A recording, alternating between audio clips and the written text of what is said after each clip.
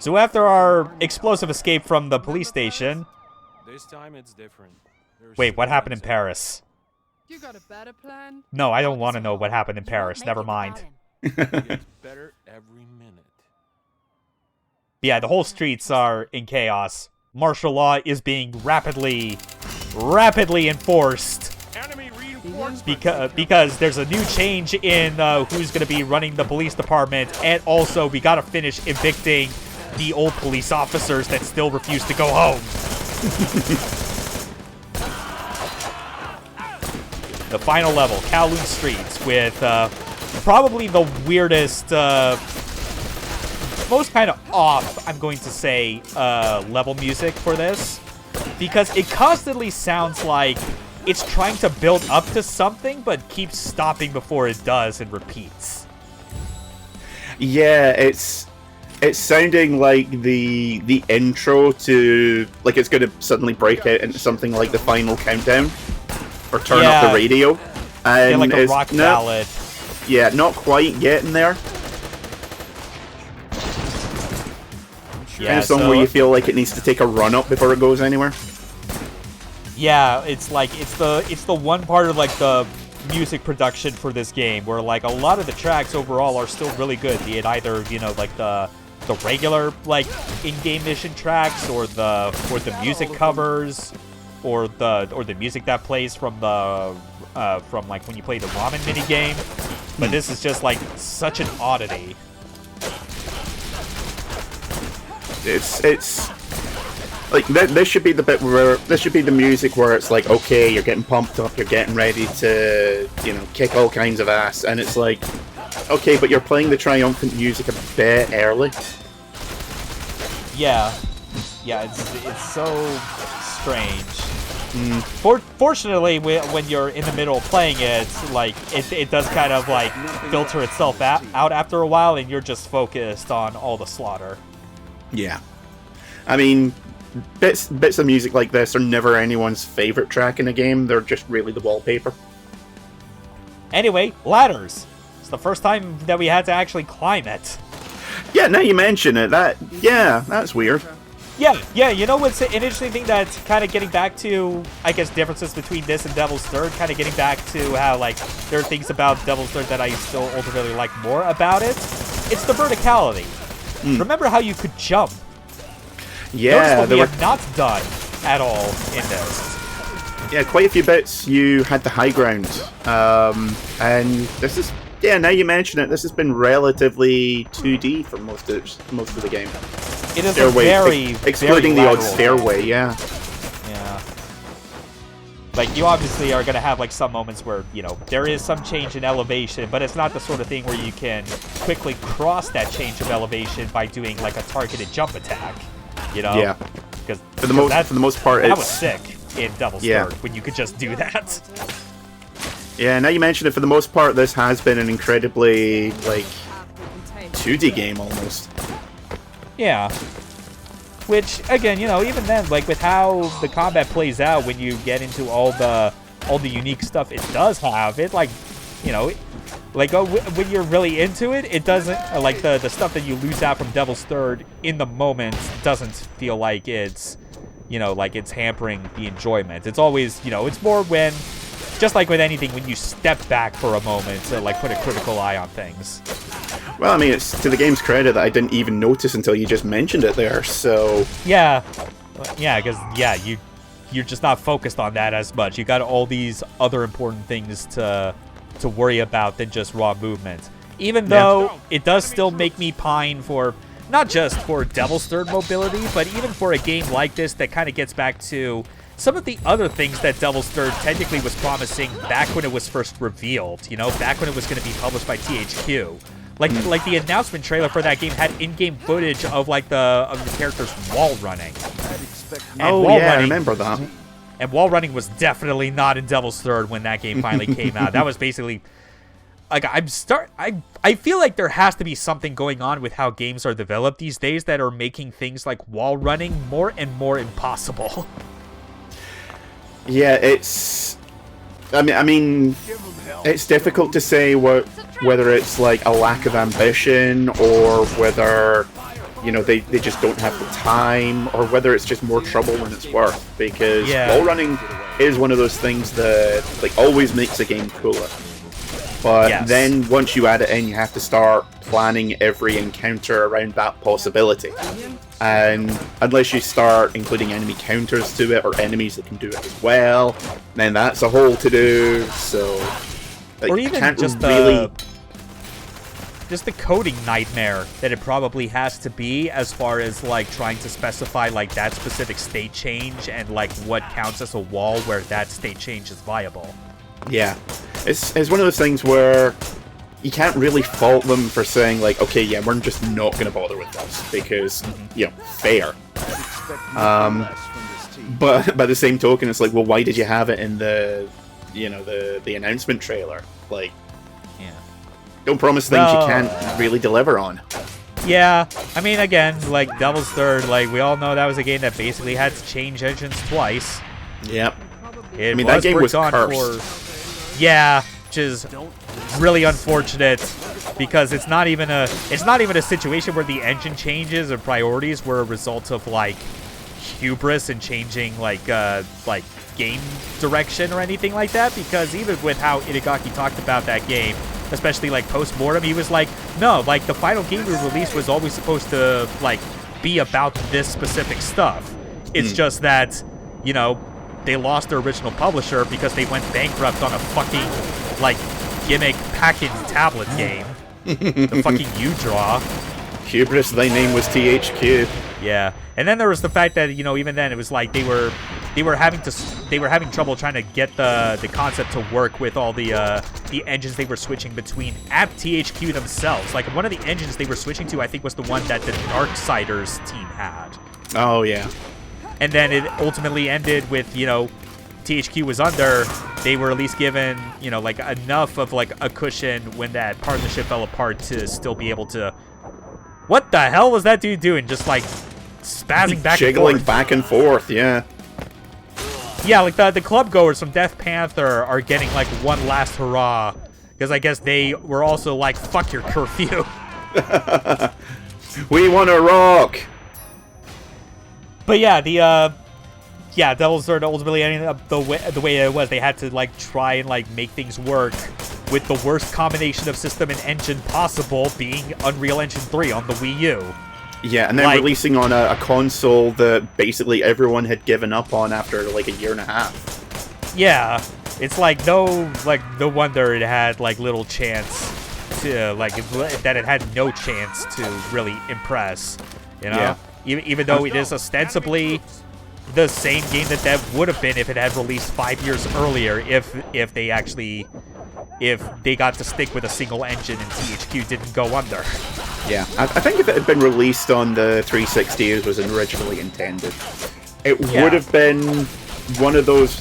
It would have shown up on weird cult games that you forgot or didn't know existed on YouTube. You know, like it would have been a binary domain. Yes, absolutely. Like fondly thought of by the people that remember it, but just kind of vanished without a trace.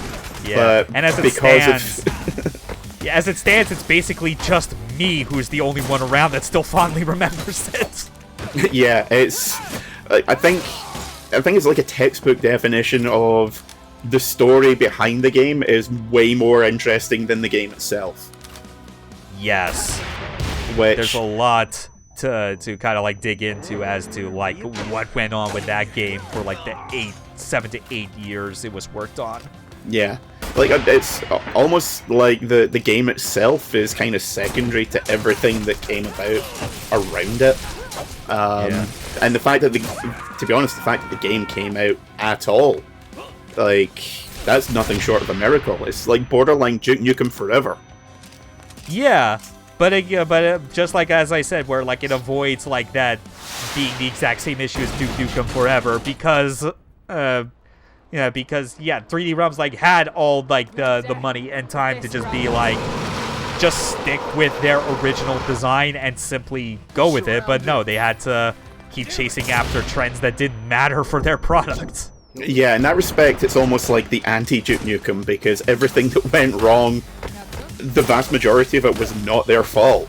Like, it wasn't them dicking around playing World of Warcraft for 14 years. They were genuinely trying to realize an idea that was, like, true to itself back in 2008. Yeah, after a while, they had to be like, this thing is cursed. They're like, we need to focus on something in order to get this done. What do we do? And as I always, like, surmise based on how I interpret it, is Itagaki just going, gameplay is first. We will not compromise on our gameplay. Everything else, well, it was nice knowing them. Everything else, well, we tried. Here's a trophy. Go you. Well. At least we managed to move several years past the release of that game. And Soleil in particular getting their second chance with this. Because, you know, Devil's Third died. Their free-to-play multiplayer offerings to try and keep that game alive died. They ultimately had to make a game with the same core concept but different mechanics. But, you know, jank and weird and somewhat misunderstood as it is. You know, you can't, you know, just like Devil's Third, you can't say it's a boring or forgettable game. I know you are definitely not going to forget this game once we are done with it. I mean, the game has ambition, which is more than can be said for a lot of games. Definitely. Not just even these days, like in the last 20 years. And even though it doesn't really manage to hit all of them, it hits enough that, yeah, I'm probably gonna, like, this is one of those games that's just gonna pop into my head one day, and I'm gonna be like, oh yeah, that was a thing, wasn't it? Yeah. Yeah, still thought about this game quite a bit during 2023. It was definitely at the point where, because of how early in the year it came out, that it was like, kind of like as it got near the end of the first quarter, I was very much ready to be like, 2023 is just going to be the year where Shinji Mikami's protege and this weird Eurojank Japanese game are going to be the only two things of note. but thankfully, as it turned out, you know, there were plenty more good games that came out after March. You know, we got System Shock Remake, we got Street Fighter 6 being one of the best first launches for any Street Fighter game in a long while. I mean, the netcode was got stable. A new Mario game, a new 2D Mario game one. with Soul. Yeah. Yeah, it's weird. I think about, like, games that came out last year that I was excited for or that I really enjoyed. And really, like I really liked System Shock, but I always forget about it until someone else mentions it. And I think that's kind of the problem I had with games in 2023, is that I played a lot that I enjoyed, but I don't remember much of them. Yeah, it's still ultimately a very few select amount of them that are going to stick with you in the very long term. Yeah. Like, it's kind of weird. Like, the stuff that I had the most fun with was probably older games. And when I say older, I mean, like, you know, 2022 and back. Like, I put something like 20, 30 odd hours into Necromunda Hired Gun. That is, by no metric, a good game, but it's a really enjoyable one. In the sense of scale it gives you, better than pretty much any other Warhammer game I've ever played. And again, it's not a good game, but it's a memorable one. Yeah. It's definitely got ideas where you can look at it and be like, oh yeah, you can see, like, few more passes, this would genuinely be great. Yeah, and funnily enough, it's also got wall running in it, so, you know, they can pull it off. Yeah, funny that. First-person developers seem to have a better time with wall running these days than third-person games. How'd that happen? I mean, look at Turbo Overkill. Oh yeah, well that's also, I think that's made especially easy in Turbo Overkill's case because you can only wall run on specific walls that are highlighted yellow. Yeah, and a lot of those are just, like, arena transitions, essentially. Yeah, very few of them. I mean, like, they do show up occasionally, like, in actual combat arenas, but they're not prevalent in every single one, naturally. Yeah, they're used very sparingly as far as combat goes. It's mostly just either, you know, area transitions or finding secrets. Yeah. Which is probably why I didn't find many of the secrets in that game. Yeah, I mean, Steam community guides do a good job of helping you find them. Yeah, unfortunately, I still have to rely on these hideous flippers I refer to as hands in order to do it. Ow. Yeah. Like, it's not a game issue. It is most assuredly a skill issue on my count. Yeah. Oh well. At least the game's generous with like options to kind of play it how you want in terms of difficulty. Yeah.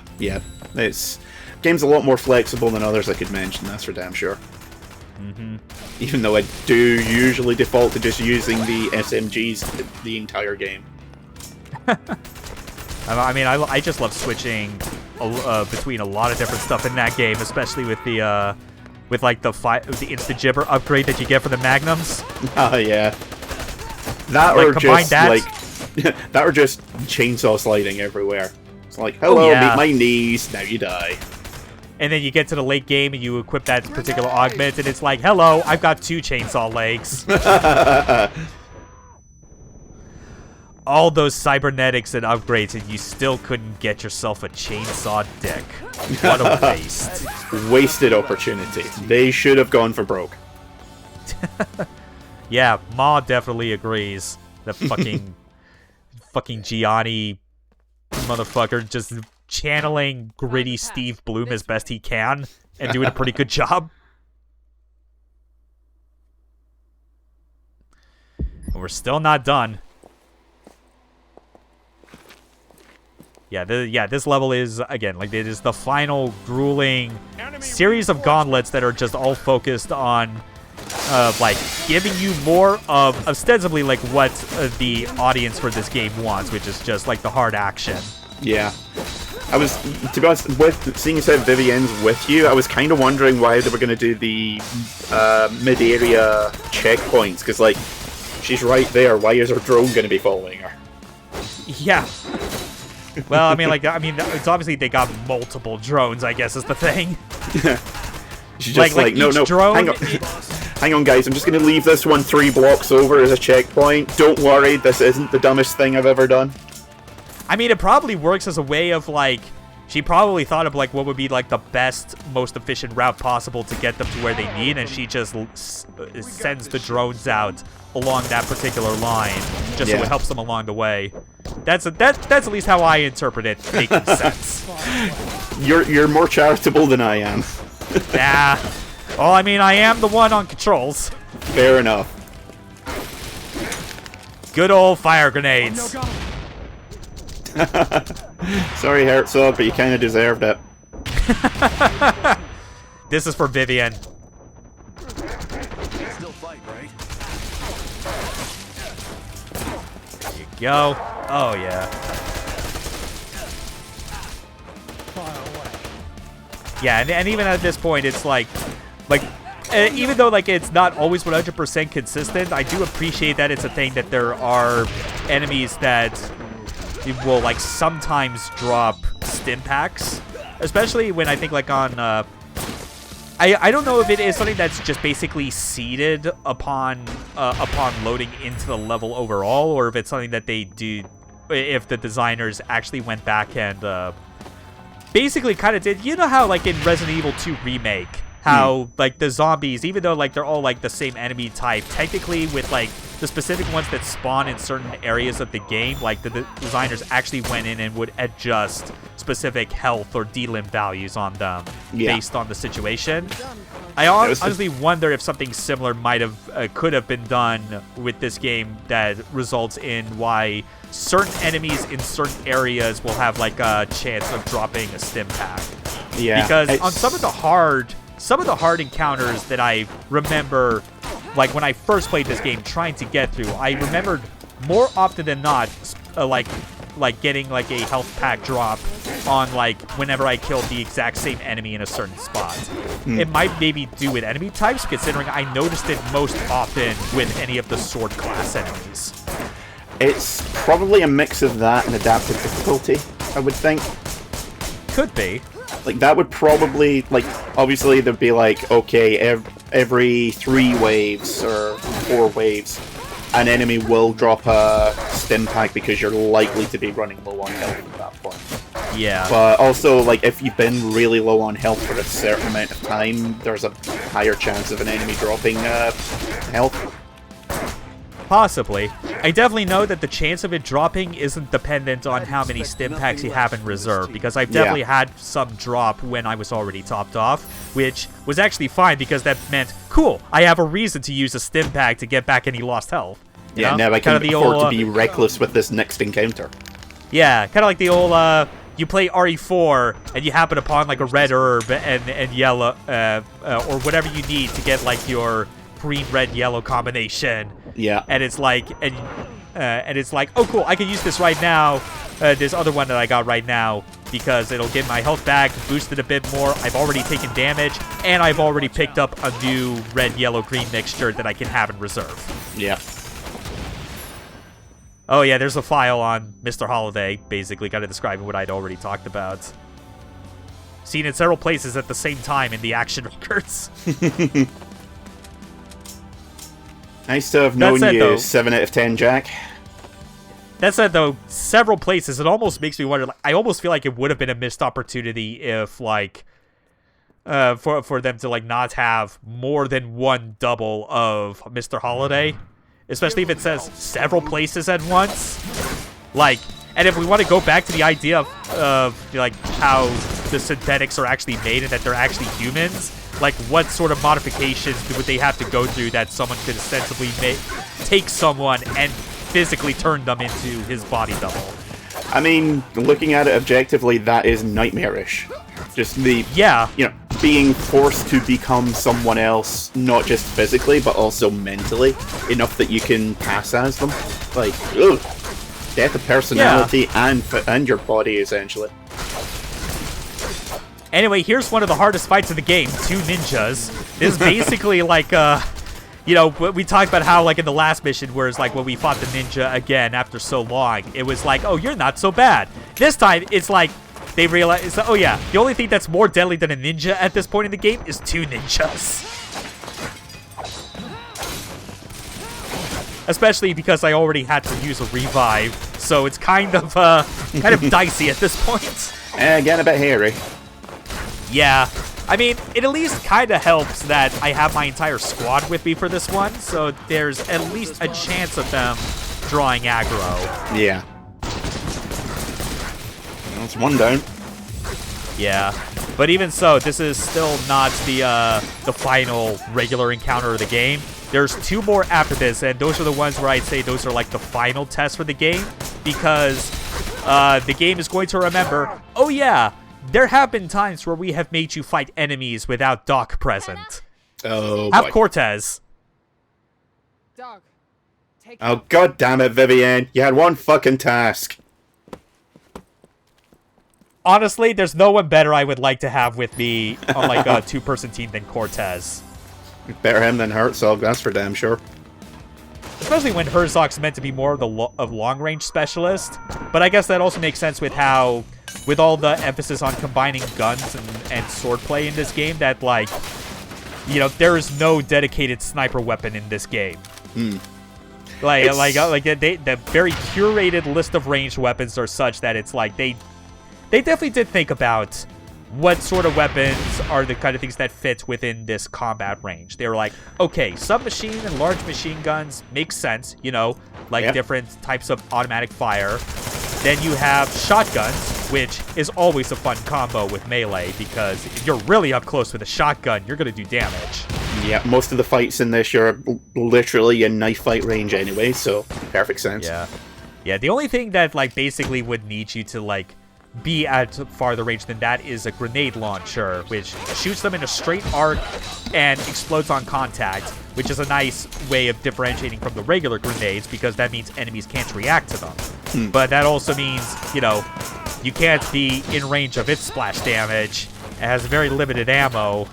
And for some reason, this is one of those instances where I will say the jank is kind of a problem. It feels like the hitbox on those grenades from the launcher, like, it should be able to, like, have, like, a wider splash damage range than it actually does. Or it's either that, or if you actually hit someone directly with it, it never feels like you actually hit them point blank because they don't instantly explode. It feels like it just phases through them and is exploding behind. Ah, that can work in your favor and also really against you. Yeah, because again, like, when it's against crowds, it works as intended. But if I were to try and use a grenade launcher against this ninja, even if I had the benefit of like the bullet time, it would still give me like a kinesthetic feedback that feels wrong. Like, we talk about how there's things that are like subjectively and objectively true about games. Like, the feedback on like hitting an enemy directly with a grenade launcher in this game is objectively bad. Yeah. They should get pulped, not inconvenienced. 100%. Especially for how little ammo you get for that. Like, that would be like an amazing guaranteed reward. Just shoot a grenade at an enemy with like the speed and linearity of a railgun. Yeah, just delete them instantly. It's beautiful. But here we go, up these stairs, the final gauntlet. Oh boy. Yes. With one last spotlight on the ladders before we do not climb them anymore. Not that we ever did, but who's counting? Yeah, we get all kinds of enemies. We get regular angle security consulting goons. We got goons with riot shields. We got the heavy gunners. We got the swordsmen. No ninjas though. Again, that's the one where I feel like it's kind of a missed opportunity that they couldn't fit that one in there. At least one. The Death Panther Club members not being here at this point is like, whatever, that's fine. They were already kind of like, they are even lower on the totem pole of threat level than even like the synthetics in the Kowloon Park were. Yeah. And those guys really just had sheer force of numbers on their side. Force of numbers and sledgehammers, and some of them even had grenade launchers. Yeah. Like one or two threats in amongst the chaff. So at this point, with this being like the final stretch of the level before we get into the boss of the mission, I realized this background music has gotten so tiring. So I think we need to switch things up. You might hear it coming in.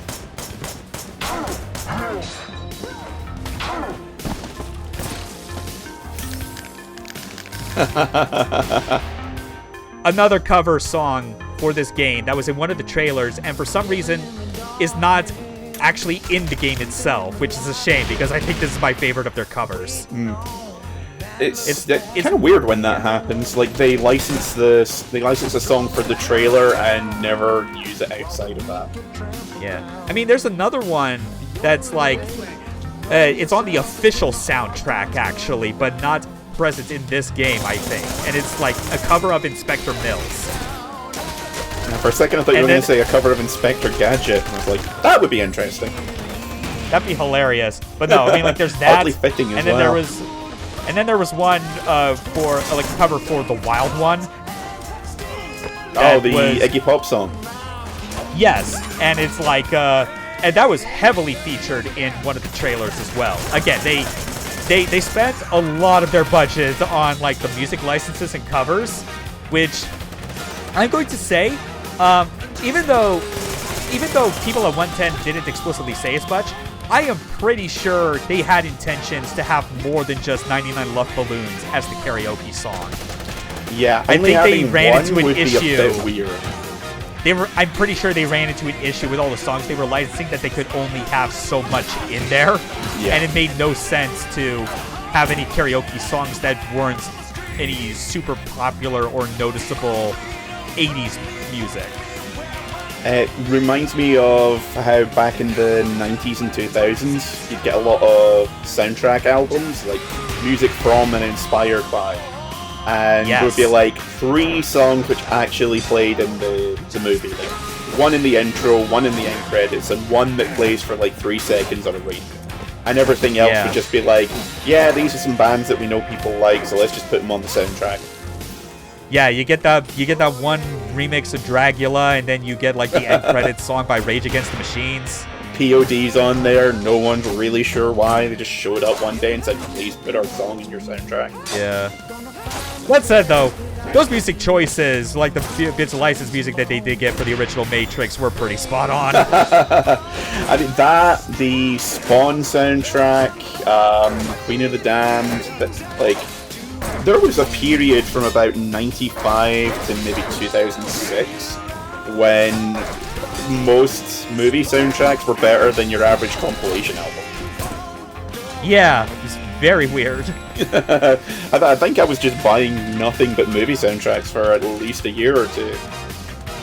Yeah. We're getting near the end. Grenade launcher still useful as like another alternative for dealing with riot shields. It's a good thing that even for their annoyance, when you get in melee range, at least there are more than one ways to skin a cat in this case. Don't say that in front of Officer Paulus. Oh wait, you're right, my mistake. Especially because there's technically only one way to skin a cat, because that's what they teach medical students. There's more than one way to empty a litter tray. Right, yes, my mistake. I don't know if that's actually a saying, but, you know, not hedging my bets here. This was always like the final room of this gauntlet that I remember giving me so much trouble that I basically made the strategy where it was all about funneling the 4 enemies together, using the adrenaline burst to take out most of them. And basically, if you can get it down to 2, then it works out, because that means Cortez can handle one while you handle the other, and you're not overwhelmed after you're so fatigued by the end of this. But like you feel like a god making it to the end here. Yeah, grueling is definitely the word. Mm-hmm. And since we don't have to deal with riot shields anymore, gonna go back to the to Hannah's default rifle. Vivian's was great for the purposes we needed it for.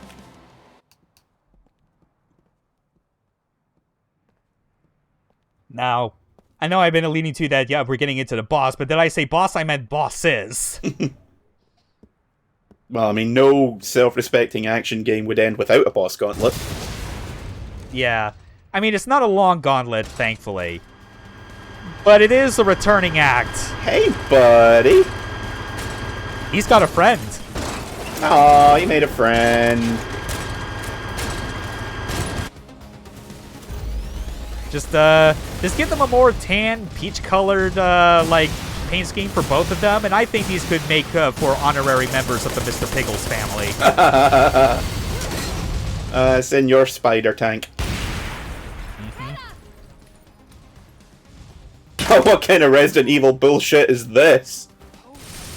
One that does not result in an insta-kill on these. Now I'm just insulted. Yeah, it's definitely a waste, I'm gonna say. Especially because, like this is a unique weapon that we get for this late in the game, but it's ultimately proving the same function as the grenade launcher, except it holds less rounds. Yeah, seems like they really didn't plan anything with this, did they? No, but this is what I was talking about back when I did like the fight with the spider tank in Mission 1, where I was just doing the repeated like dashing upward strike, where it's like, if this was Mission 1 when I did this, I would have gotten them to like their second phase at the end of the fight immediately. But instead, I was like, no, I'm not going to focus entirely on shooting rockets. I am just going to slash its kneecaps because I can. Ah, okay, so they don't share a health bar. I was just wondering how that how that worked there. Yeah, it's handled the same way as it is with Mr. Holiday, if you remember, with that being a 2-on-1 fight. Yeah. It's the sort of thing where, you know, it'd be more clear if they had the resources to program displaying 2 individual boss health bars. But I guess just because of how, like, because it's not a common occurrence, they were like, it's a bit more effort than it is worth doing, considering how complex game dev is. Yeah, just not much point putting in the resources for all of 2 fights in the game. Yeah. But they will give you a rocket launcher specifically for this one. Come on. Come on. One more. It exploded in my face, but I'm okay. It's okay, she's tough, she can walk it off. She is perfect Swiss woman made of cybernetics and tattoos. She is cool. Oh yeah, she's still there. The bald cyborg. Yeah, October's still in tow. Kind of forgot. Sorry. And look at her. She is standing there so stiff as a board that I fully expected her arms to just jut out in T-pose. Well, she does need to assert her dominance in the face of the police. Yeah. I mean, she's been having a rough go of it this week. Anyway, here's your boyfriend. Go to him. A touching reunion? Cortez, goddammit, stop it. And wipe your face, damn it. No. Use the grenade launcher. Take them all out in one go. She's like, that's forbidden love! Vivienne is either blushing or really disgusted by what's happening. She's getting ideas for her new like amateur comic she's gonna submit at this year's Comic-Cats. Untold Tales of Forbidden Cyborg Love. Yeah. You know what? I could totally believe that she would do that as like something that she's trying to do in the wake of her no longer being a viable Olympic athlete, and just being completely done with her celebrity cooking show bullshit. But no, that's an HDMI socket. Guys, Not today, get it's in. not. Display porn, bitch.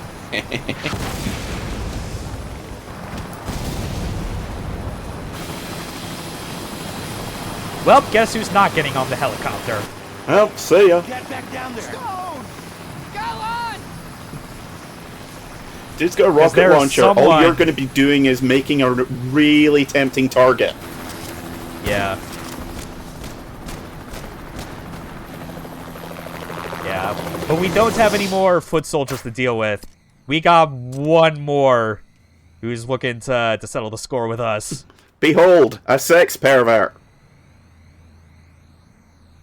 He does look like one. Kind of info from me.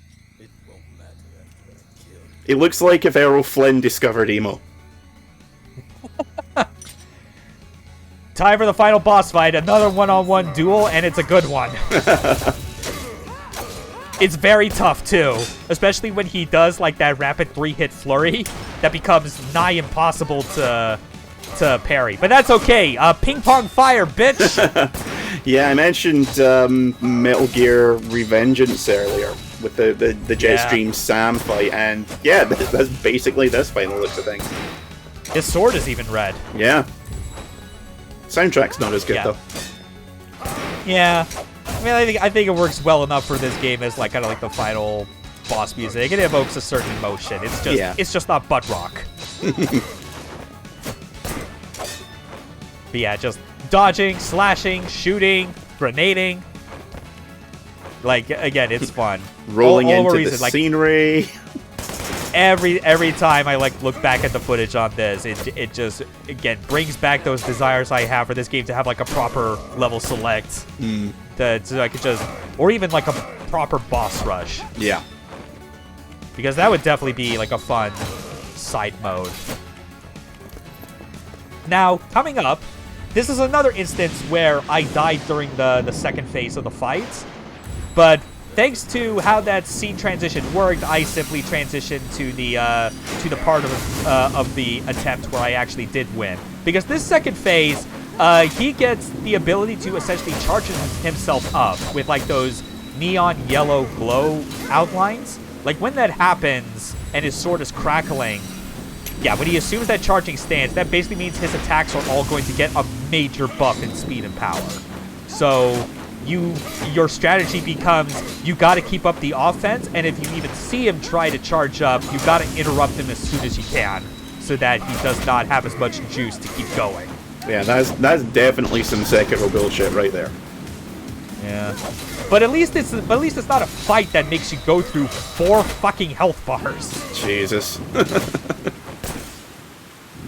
There we go, the last finishing blow. Bullet to the head. Fuck I was you especially and fuck your Tron cosplay. I was especially happy to see that little slow-mo shot as I finished it. Bye.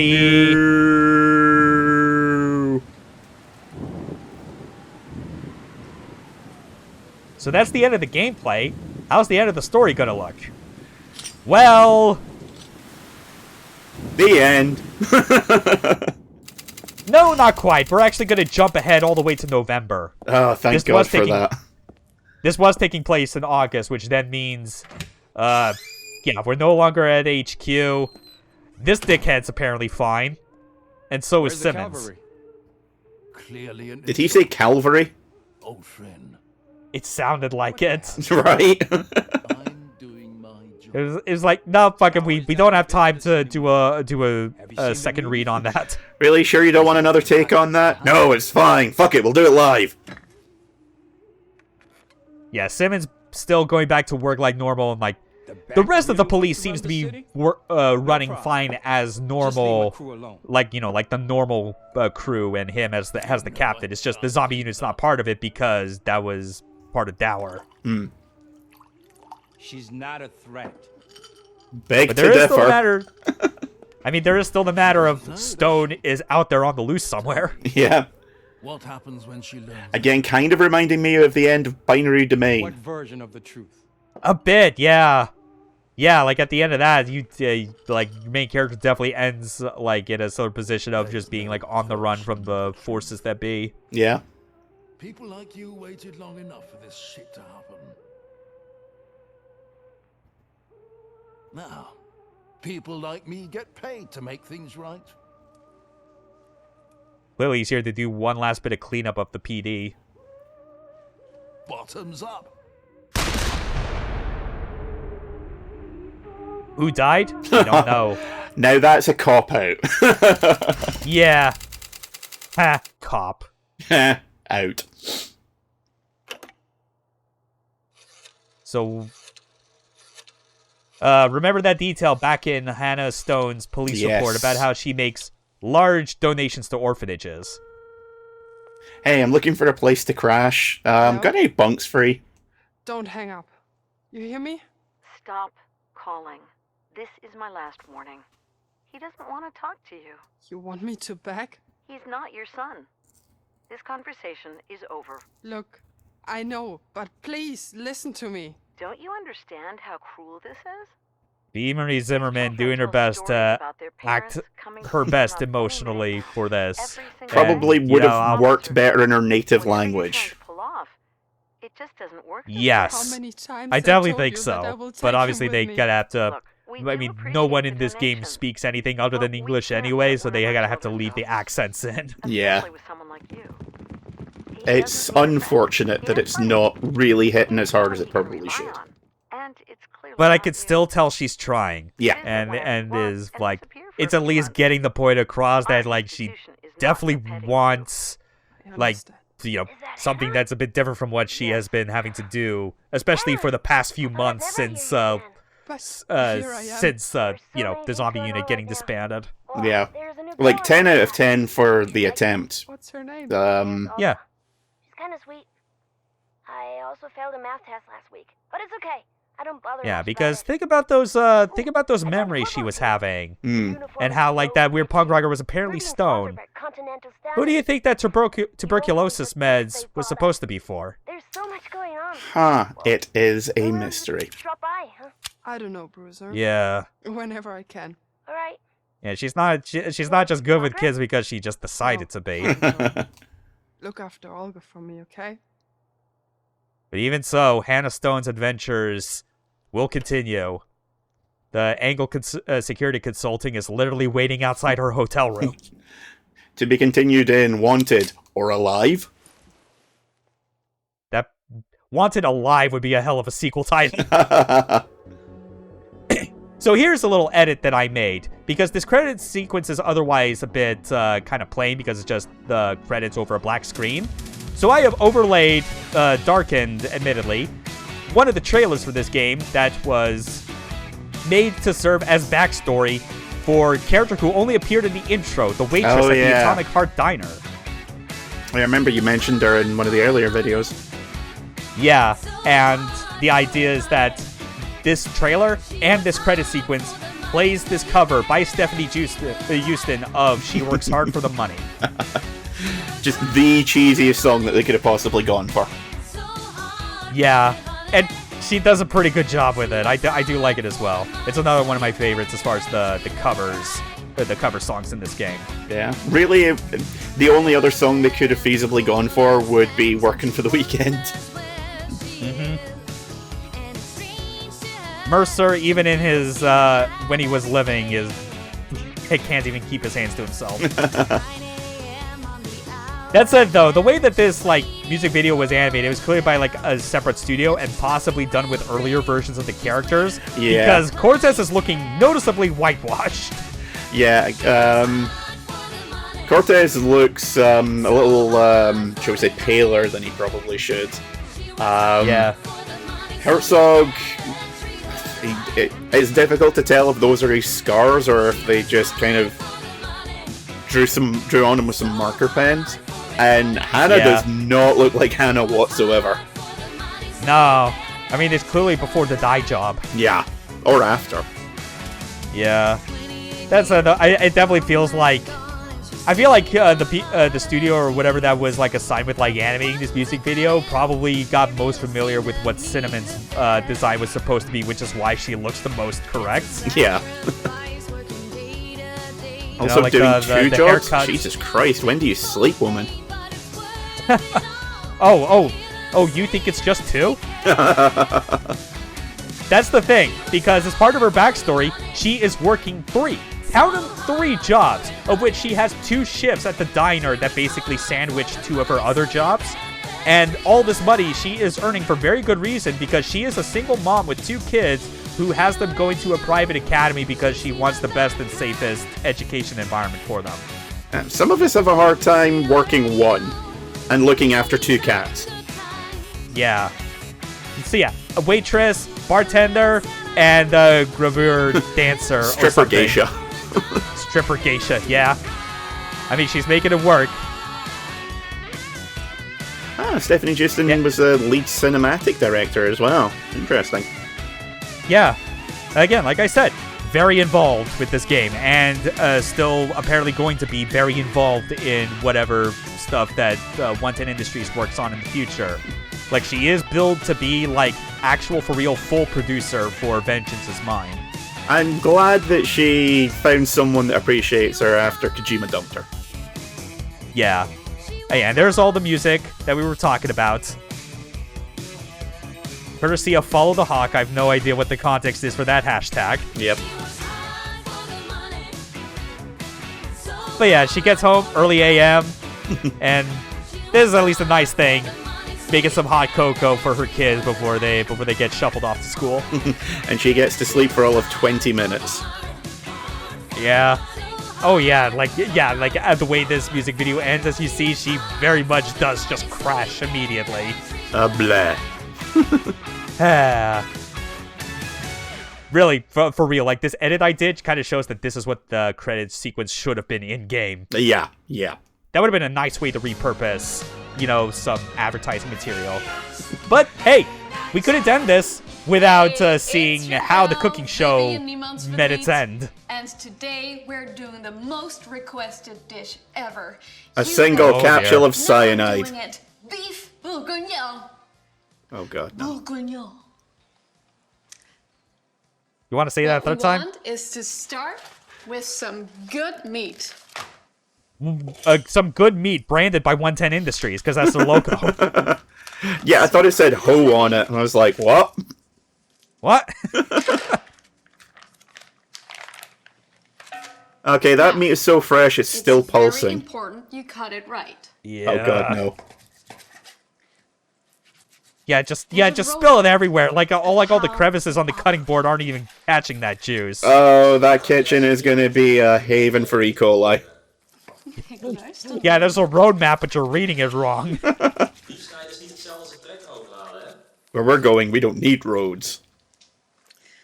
Medium heat. She is just trying to push through best she can, despite her production team heckling her. Bacon, but we want enough to give this thing of ours some smoky flavor. Oh dear, this is just gonna be... Bacon in. I swear some of those chunks, or maybe it's just because of how they were stuck together, but I almost was thinking that wasn't proper bacon. That was just cubes. That just looked like chunks of ham. Onion and carrot Yes. to the mix. And now look at this sloppy bullshit right here. Oh god, no. She's just smiling through it all. This is gonna end with a gunshot, isn't it? Oh, it's gonna end. Doing her best to fake this until she no longer can. Garlic. Look at her hand just like trying to grab the fucking clove without even looking. See, this is the sort of thing where it would have been hilarious, even though it would have been absurd if she just pulled a gun from out of the table and shot the clove as a way to mid-sense. Just smiling sweetly, just going, now listen here, motherfuckers.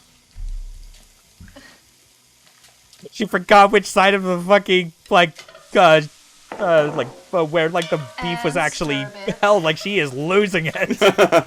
She is either just right on the verge of a nervous breakdown, or has been mainlining booze from dusk till dawn.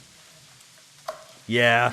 It's funny, like, when I was first watching these, I didn't quite catch on to all the ways that she was doing things wrong right away. I just knew things were uncomfortable. But this was the moment, this final video, when watching it, that I was like, okay, this was intentional, her doing this shit wrong. Yeah. Oh, sorry. Je bent de producer hier. This is like borderline psychological horror. Yeah. How about you produce me some gin and tonic? Keep it coming. Keep it coming. Pepper, pepper, pepper. Be generous.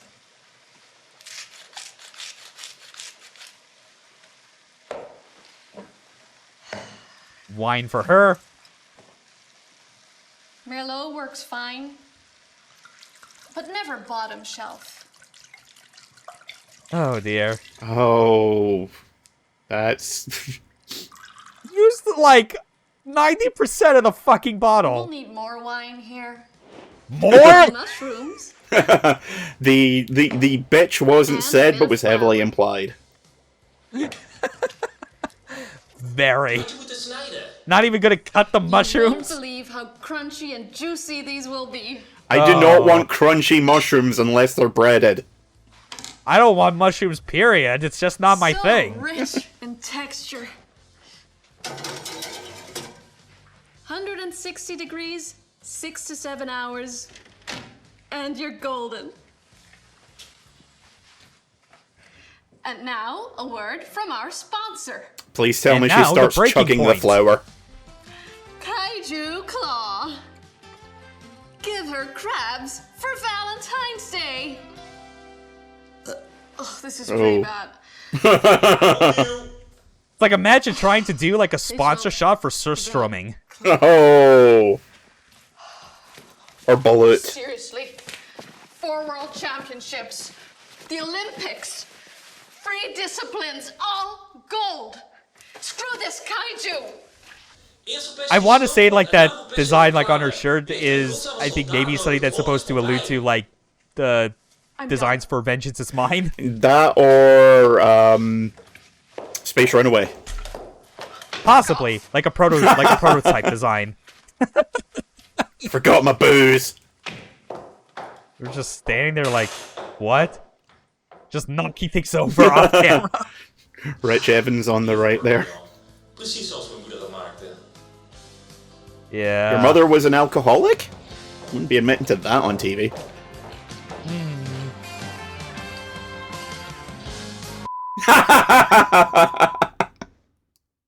Yup.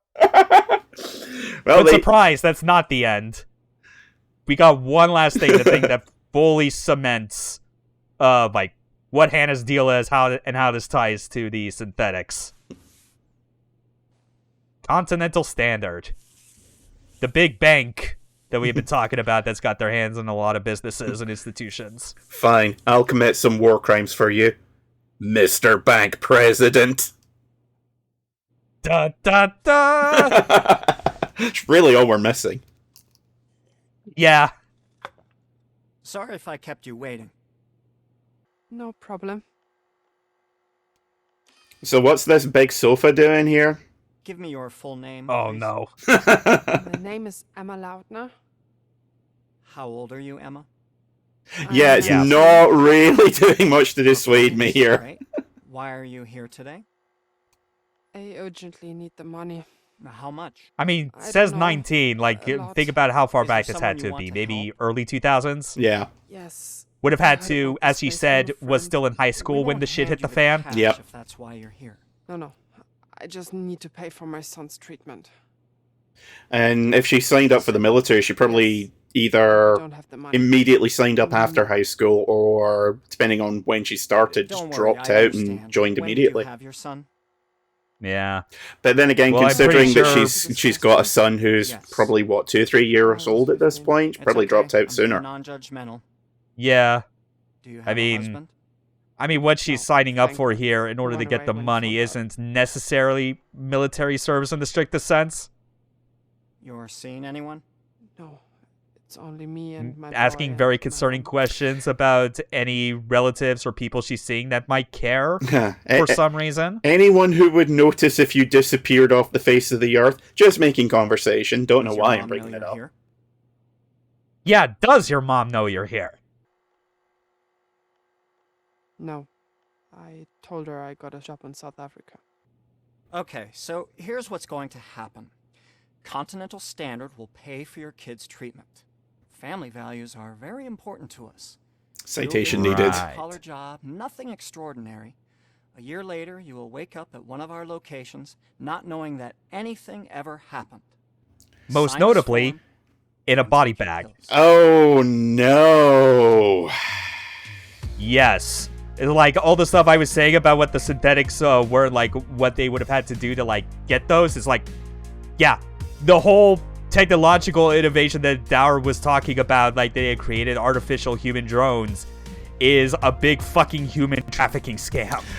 Yeah. Yeah, that It's suddenly makes dark, a lot of the things revelation. make sense now.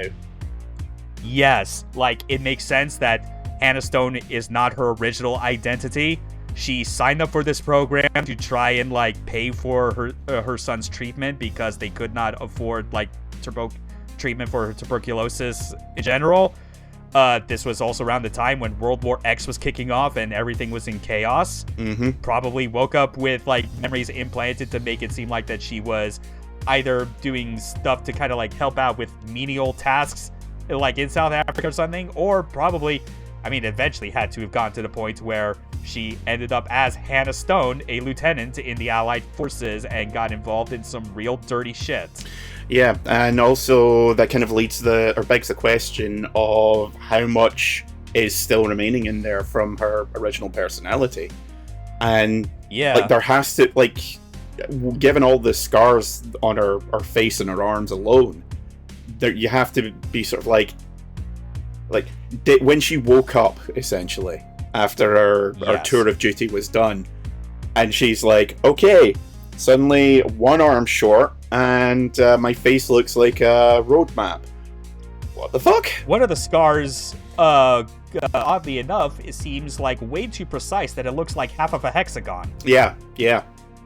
It's Like who knows how many more cybernetics were put in there beyond just the arm that needed replacing. exactly, like, for all we know, she could literally be half machine. And if that's all that happened, I would say that would be a mercy. Yeah. If that's so the it's worst like, that happened, then she got off light. Yeah, so like seeing like what this reveal was and kind of how that ties into everything, it's like, you know, a lot of twists and plot points are stuff where, with all the stories that we have had across all mediums, there's not really much in the way of like originality anymore. It's just clever remixing of what works. Mm. And as far as remixing the idea of like synthetic humans and that type of plot point, and basically just pulling the curtain back to be like there are actually no artificial humans, just repurposed humans. That's a solid way to approach that. Which I accidentally, unknowingly called back in like episode 2. Yeah. Well, I mean, to be fair, I'd say I was kind of leading you that way as well, because even when I played it the first time, I was like, these seem way too... these synthetics seem way too juicy, way too much like meat bags to actually be artificial. Yeah, like that was, yeah. I mean, for as cheesy and as much as we've taken the piss out of the game the entire time, that's actually a really effective drop at the end there. Yeah. Like, fundamentally, we come out of it not knowing who our main character is. Like, kudos. Yeah. There's all kinds of, like, crazy, like, non sequitur, practically type of stuff that happens elsewhere, you know, like diner scenes, karaoke, and all this other like random conversations about how much like all the zombie unit members wish that the other person will just die so they could serve their sentence in peace. So it's like, as goofy and weird as it is, that it's at least you can tell more than anything that this is one of those like flawed games where everyone both tried and had a whole lot of fun with it. Like, I think it's something that you could clearly tell, like, as you play this, realize that, like, this is so non-conforming to what a lot of people would expect out of a conventional story, let alone conventional game. And it's just doing what it feels like. And the fact that it has, like, a leg up over most other European games that would be of this type, by virtue of collaborating with a Japanese developer whose, like, key members were involved in developing some fantastic games from the early 2000s. Like no shit, this is like kind of a unique game where it manages to be so weird in the ways you expect a European game to be, but also be a fun Japanese game at the same time. It's fucking bizarre. Yeah, it's occupying this really weird midpoint where it doesn't feel like one or the other. But at the moment, like, obviously, you know, when Vengeance is Mine comes out, I imagine we'll have a better idea of what they're doing, but it's like it doesn't quite go far enough to be its own thing, and I think that they might actually be able to push through that with their next game, because, I mean, credit to them, like, this isn't a bad game. And especially after, like, Devil's Third, which, again, not a terrible game, just I think I said back when we did the playthrough for that, not a terrible game. It just it wasn't able to meet the expectations that it set of itself, let alone what anyone else had for it. So again, if you look at it as an overall package, you can clearly tell that, like, on a traditional review scale, it is more fair to put it closer to the middle than the bottom end. Maybe a 4 to a 6, depending on how generous you're feeling at any given moment. Yeah, 6, maybe low 7 if you're one of those outlets that really, really loves to give like the underdogs a chance. Yeah, easy 6, hard 7, definitely. But yeah, it wasn't bad. It was just it failed to achieve what it was aiming for. And I think in some ways the same could be said of Wanted Dead. It's not a bad game. Like, obviously, they put a lot of thought into the world, the setting, the backstory. Ultimately, we only really get to see bits and pieces of it sneaking around the edge. Like, this feels like they're... think about the cutscene where we got to see Madame Wong and Mr. X and how they never factored into anything ever again. Exactly. Like, I feel like we could easily... Like, there's plenty of room for... Like, if this was a Japanese game, we could easily have like a 6-episode tie-in anime where they go, oh, by the way, here's what happened to Hannah between her signing up with Dower and joining Zombie Squad. And there would be plenty of opportunity to actually, you know, like, really dig in. Kind of like what happened with Gungrave. Yeah. Gungrave's... Thinking about that actually is a pretty good comparison, because that is also another one of those, like, PS2 era games that is remembered almost in a more infamous way, because it is kind of a weird, janky thing that resembles nothing else. Yeah. And it had a shockingly deep anime tie-in, which was A, completely at odds with the game that it was based on, and B, filled in a lot of gaps as to who everyone was, how we got here, who the main players are, and yeah, this needs like a 6 to 12 episode anime just being like, right, here's what everything means now. 100%. Something that like runs for that kind of like one season anime type of length, as opposed to, this feeling like a short OVA close to a movie. Yeah. Where there's only so much. Yeah. But even then, it's like, regardless, I could definitely say, as different as it is from Devil's Third on, like, the minutia of the individual mechanics, I still feel satisfied with where this game ended up, that it's like, if Soleil moves on to designing other games that don't revisit the Devil's Third concept of hybridizing melee and shooting, I'm fine. Because at least I'll have an easier time pointing people towards this game as an idea of what to expect than trying to convince someone why they need to play Devil's Third. Yeah. Either legitimately, because that's impossible due to how expensive the secondhand copies are, or even through emulation, because, I mean, we did the LP through emulation. You remember all, like, the graphical glitches. Yep. Simu's still kind of... It's playable, but still not the prettiest thing to look at. Yeah, playable doesn't necessarily mean good. Yeah. But this at least, I think, kind of gives a bit of closure to that idea. It kind of shows like, how much better it can be as far as being in a game that is much more even in production. It doesn't have to compromise on all the other stuff that like makes a video game a compelling product. I'd certainly like if you could like show this to people that are like in the indie dev scene and maybe give them ideas of how you could spice up making like a shooter game of some sort, especially for third-person shooters, considering we got a lot of good boomer shooters in the FPS games. Like, that stuff's on lock. Yeah. You don't really see people being able to pull off third-person shooters in the same way because there are so many less good games in that genre than there are first-person. Yeah, like I think the problem is that the really good games are so good that everything will be instantly compared to them no matter what, and that's going to work against it. It's a difficult bar to get over. I definitely agree, because part of that bar includes Resident Evil 4. Resident Evil what the 4, fuck do you do? Dead Space 2, like Vanquish. Yeah, those 2 or 3 alone, it's like they've got the genre on lock, and anything you do, even if you're not trying to, will instantly be compared to it.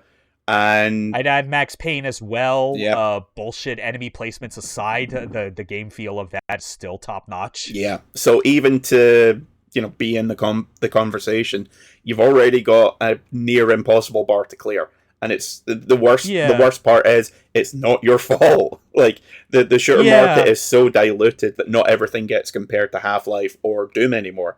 But as you say, third-person shooters, you're gonna hit that bar really quickly.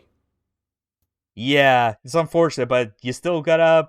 Sometimes you gotta be brave enough to take the first plunge. I mean, that Rise of the Triad remake had to come out at some point, even if it was gonna be a janky mess, just to give the people the reminder that this is how you were supposed to design old-style first-person shooters. I mean... And then we got some bangers years after that. I think we mentioned in the LP that we did of that, like, it was unwittingly patient zero for the rebirth of an entire genre. Yeah. And now we've got patient 0 and 0.5 for the melee shooter hybrid genre right here with Devil's Third and Wanted Dead. No one's still gonna, like... I mean, I would like to think that I could, like, take the lessons from those and make something with it, but, like, I'm not a one-man dev. I certainly can't make a game on those skills. Yeah, we just need to see who's brave enough to step up next. Yeah. It's all just a matter of time, which I fully believe will eventually produce something that is either close to this or kind of along, like, a similar vein that it's just as good. Yeah.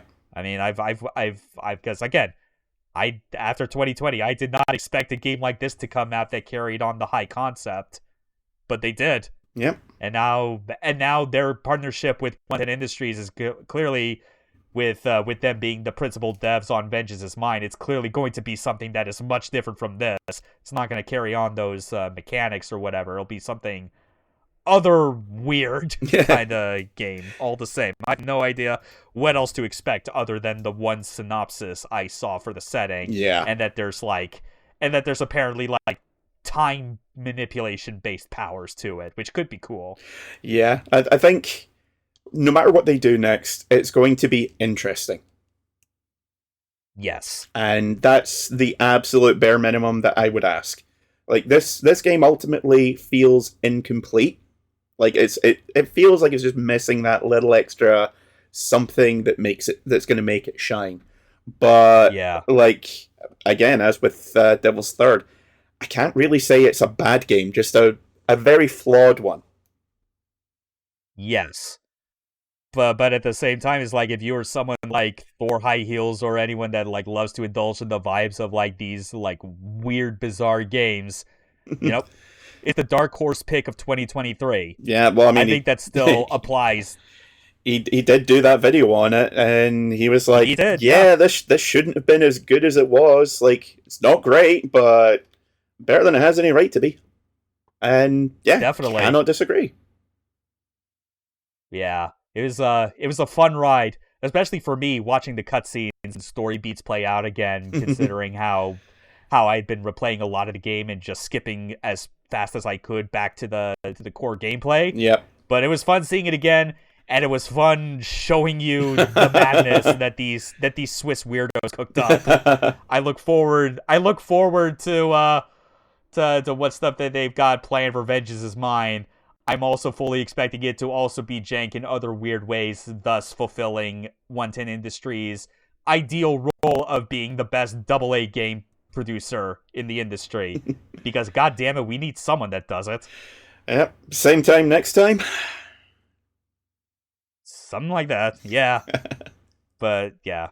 Thanks again so much for being on this LP Kaboom. Always a pleasure. Next one, no idea what it might be, because I've still got all kinds of candidates in my head, but a lot of it is, well, some of them is definitely based on just waiting for the game to come out, you know?